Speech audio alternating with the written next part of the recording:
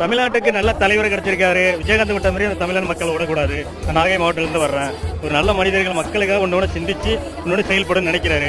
ஒரு கொக்கு கிராமத்துல இருந்து ஒரு மனிதர்களும் ஒன்னோட செயல்பட்டு இந்த தலைவரை எத்தனையோ தலைவர்கள் நாட்டில் வர்றாங்க. இந்த நல்ல மனிதர் விஜயகாந்த் விட்ட மாதிரியா இந்த தலைவரை இந்த தமிழ்நாட்டு மக்களை விட்டுறக்கூடாது. தளபதி என்ன சொல்ல வர்றாருன்னா, எதையுமே சொல்றதை விட செஞ்சு காட்டணும் அப்படிங்கிறத பத்தி எல்லாத்தையும் சொல்லிட்டு இருக்காரு. இங்க ஒவ்வொருத்தருமே சொல்றதை விட செஞ்சு காட்டுவோம் அப்படின்னு சொல்லி தளபதி உறுதி அடிச்சுக்கிறோம். என்னைக்குமே சரி, மற்றவங்களை சாட்சியோ மற்ற விமர்சனம் பண்ணியோ அரசியல் பண்ணி நாங்கள் வர கிடையாது. எங்களோட முழு எண்ணங்கள் ஒண்ணுதான், மக்களுக்கு என்ன தேவை, மக்களுக்கு என்ன தேவையான அடிப்படை விஷயங்கள் அதை மட்டும் பேசணும், அதை முன்னெடுத்து போகணும். இப்ப நம்ம வீட்டுல ஒருத்தர் இருக்காங்க, நம்ம பகுதியில் என்ன நடக்குது, அங்க என்ன பிரச்சனை, அந்த அடிப்படை பிரச்சனையை பத்தி தளபதி பேசியிருக்காரு. அது ஒவ்வொருத்தரும் ஒவ்வொரு பகுதிகளில் ஒவ்வொரு வேலையை செஞ்சாங்களா இந்த நாட்டுல பிரச்சனைங்கிறதே வராது. அதை இவர் மட்டும் கிடையாது, இவரோட தலைமையில நாங்க எல்லாருமே செஞ்சு காட்டுவோம் அப்படின்னு சொல்லி உறுதிக்கு வருகிறோம். என்னைக்குமே தமிழக வெற்றி கழகம்